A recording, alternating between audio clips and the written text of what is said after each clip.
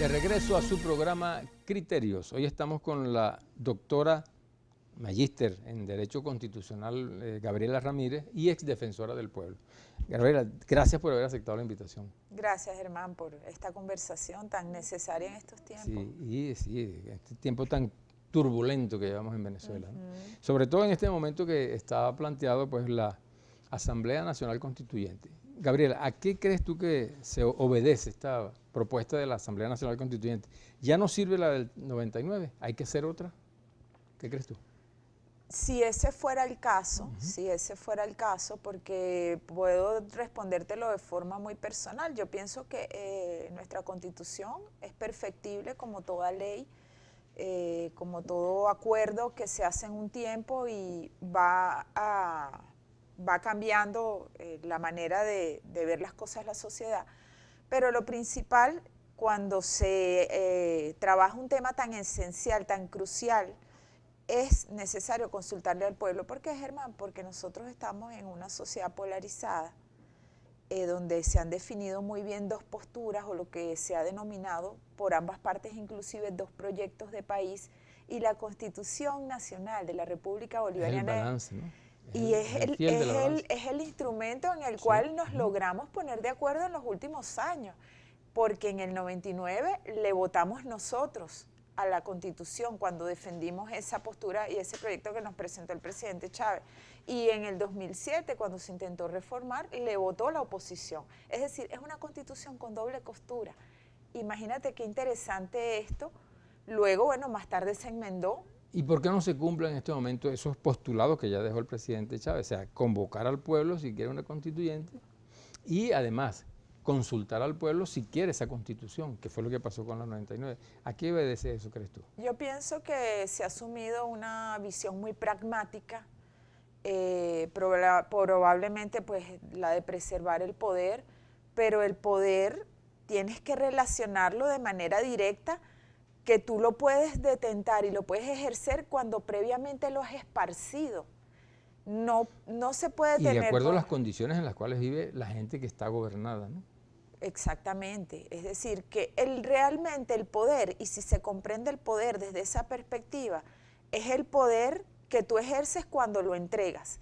Y esa fue una de las grandes aspectos que le dio mucho poder al presidente Chávez, porque durante el mandato del presidente Chávez se consultaba permanentemente al pueblo. Es verdad, hubo guarimba, hubo los jóvenes estudiantes protestando en distintos eventos, pero siempre se llegaba al punto de inflexión donde se volvía a medir la voluntad popular. Y en ese momento se corroboraba que sí, que en efecto el presidente Chávez y el proyecto de país plasmado en la Constitución tenía vigencia y podíamos continuar avanzando pese a los conflictos. En estas bases comiciales que ya planteó el presidente, que las planteó en el CNE, ¿qué cosas pudieran carecer, de qué cosas pudiera carecer y qué cosas pudieran agregarse ahí?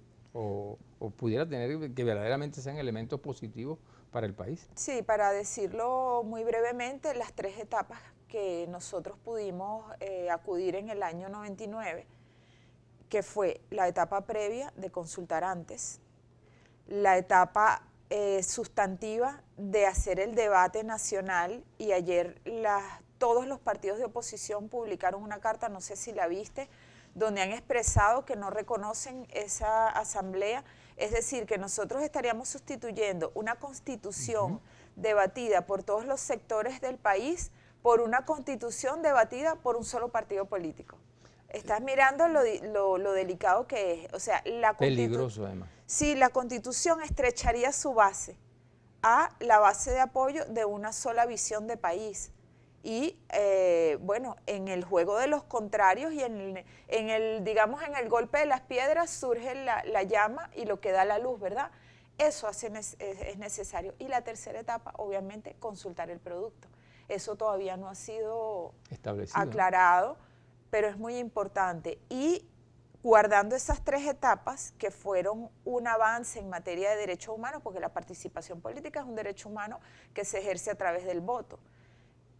guardando esas 3 etapas, tenemos que decir también cuánto tiempo va a deliberar la Asamblea Constituyente, porque pudieran, imagínate, ser una constitución no pudiera tomar 2 años, 3 años, y en ese tiempo cesan todos los poderes.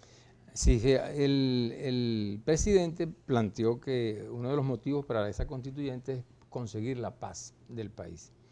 ¿Tú crees que de esta manera vamos hacia la paz? Yo creo que si el propósito es conseguir la paz y entonces no están incorporados todos los sectores, es decir, se está acallando la vocería de una cantidad de sectores. Además, estamos volviendo, digamos, a la Constitución del 61, que el presidente Chávez fue tan crítico de que una Constitución fuera hecha por una cúpula, que eso nunca más iba a pasar en el país, porque el presidente Chávez entendía muy bien la idea de progresividad de los derechos humanos, ese principio que derecho conquistado no se vuelve atrás, porque es como una cabeza de playa, ya tú aterrizaste aquí, ya tú puedes opinar antes, durante y después, ahora regresamos, perdimos la cabeza de playa. Mira, luego en esta situación que estamos viviendo vemos que, mira, ya llevamos a hoy cerca de o más de 60 muertos. Oye, ¿hasta cuándo pudiera seguir eso? Porque si el pueblo, ¿hasta cuándo ponen muertos en esta cuestión? De un lado u otro, porque aquí todos los que mueren nos afectan a todos, ¿no? Los venezolanos. Bueno, uno de los aspectos, quien ejerce la autoridad debe llamar a todos los sectores. Se dice mucho que se llama el diálogo, pero si tú miras este detalle, se dice que se llama el diálogo y que no se escucha el diálogo, pero ni siquiera se ha llamado a las voces disidentes dentro de la propia corriente chavista. Es decir, digamos, Barreto, Maripili, no ha habido como un encuentro, oye, vamos a discutir, porque ustedes lo ven así. ¿Y qué podemos esperar del diálogo con el contrario, con la persona que definitivamente pues dice no voy a acudir a este proceso de ninguna forma, bajo ninguna premisa, porque ya antes de que se propusiera la Asamblea Constituyente ya se había generado esa fractura? Entonces es muy importante ser sensibles, sobre todo con las vidas que se están perdiendo. Dejar y abandonar esas posiciones que a veces en política son muy comunes, esa posición pretomada, predefinida, yo voy a una reunión con esta directriz y esta línea, no cedo, no soy flexible, y yo creo que es importante porque puede llegar el momento, Germán, en que el pueblo desborde inclusive a la propia oposición, porque… Eso es muy grave, ¿no? Sí, que la oposición, yo he visto escenas con dirigentes de oposición donde el pueblo está increpando a esas personas a que sean mucho más agresivos, mucho más determinados, y pudiera llegar un momento en que ese grupo desborde a esas personas y ni siquiera que esas personas levanten una mano podamos detenerlo. Y eso es lo que estamos tratando de alertar. Y eso es responsable, sobre todo a los que tienen el poder, de resolver ese problema. Sí, inclusive los que están haciendo las convocatorias a las protestas también. Sí. Es un problema de país, inclusive la sociedad civil, porque cuando tú ves una turba linchando a una persona y que no haya una persona que diga paren esto, 10 personas, paren esto, por favor, estamos quitándole, arrancándole la vida. La sensibilidad, parece que ha terminado. Pareciera que no pudiéramos definirnos como humanos en ese escenario. Gabriela, vamos a tener una sección que nos dice la gente desde la calle, vamos a verla y nos responde en el próximo segmento. Bien.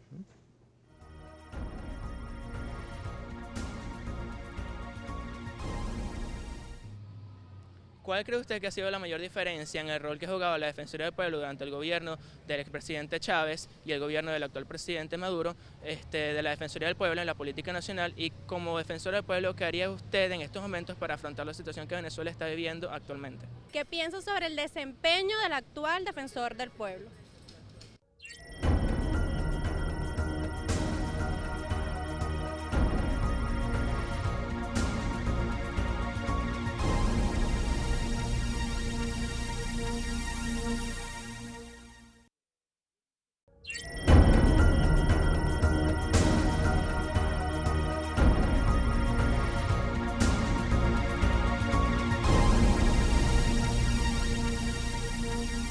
De regreso a su programa Criterios, hoy estamos con Gabriela Ramírez, exdefensora del pueblo, magíster en Derechos Humanos y derecho constitucional también. Gabriela, te hicieron unas preguntas de la calle.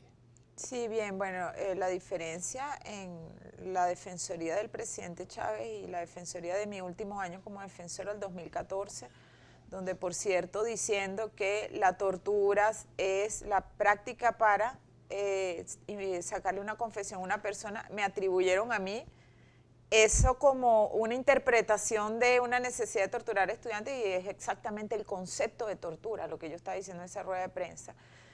Fue un año muy difícil porque hubo también focos violentos. La diferencia es que esos focos violentos que hubo en el 2014 están acompañados hoy de grandes movilizaciones de personas en la calle, es decir, es una mezcla. En ese entonces, ¿cuál fue la diferencia de la Defensoría del Pueblo del 2014? La sistematización de todos los eventos violentos, contra guardias, contra civiles, muerte. El trabajo coordinado con todas las instituciones del Estado para lograr pues, restablecer derechos. Se echó mucho de menos una declaración fuerte de la Defensora del Pueblo señalando al Estado, conminándolo o acusándolo. Fíjate tú, Germán, si yo hubiera hecho eso en ese momento, ¿cómo me articulaba yo después para lograr una libertad si yo hubiera parecido como la gurú, la superior sobre todos los demás poderes? Si yo le hubiese instado a la fiscal que en 2 días dijera quién mató a tal o a cual, claro. ¿Cómo después yo le pedía el apoyo al Ministerio Público? O si ahora, yo hubiese lanzado una acusación. ¿Tú crees que hoy hay de pronto una ruptura institucional, pues, ¿no? Y de hecho pues, parece evidente, ¿no? Con la Asamblea Nacional y con el Ministerio Público, porque hay una pugna que no sabemos ¿cuándo termina toda esta situación? Sí, hay acusaciones públicas de traición y eso es muy delicado porque hasta el momento que cambien las condiciones debe haber un respeto por las instituciones. Podemos discrepar, por ejemplo, la sentencia que ha sido publicada esta semana, de acuerdo a las posiciones, a mis posiciones de los últimos días y a mis opiniones, yo pudiera discrepar de esa sentencia, pero finalmente... La que recién aprobó sí, la sentencia 378, sí. Pero finalmente... ¿Cómo consideras tú, pertinente o no esa sentencia? Bueno, yo echo de menos en esa sentencia una práctica que es el principio de ponderación de derechos. Tú sabes que todo magistrado o todo juez cuando va a dictar una sentencia pondera derechos porque los derechos humanos son interdependientes. Entonces, esa época donde habían derechos de primera generación, segunda generación, eso lo supera nuestra Constitución cuando dice, de acuerdo a cada caso, yo digo, este derecho es más importante que este, porque favorezco a más gente, pero fíjate, esa sentencia favorece al poder por sobre la consulta popular. Echo de menos ese ejercicio de ponderación de derechos que en una lógica de izquierda, en una lógica de lo que el presidente Chávez tanto pregonó, ha debido hacer prevalecer el derecho de la mayoría a opinar sobre la consulta. O sea, ¿tú crees que estamos volviendo a la Cuarta República?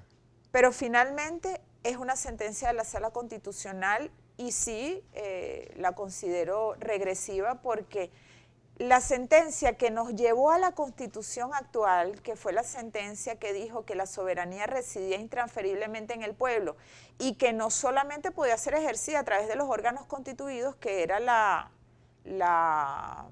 el contenido de la Constitución del 61, ahora nosotros estamos retornándole por la vía de esta sentencia una cosa que desenmarañó la sentencia que nos condujo a la constituyente de Chávez.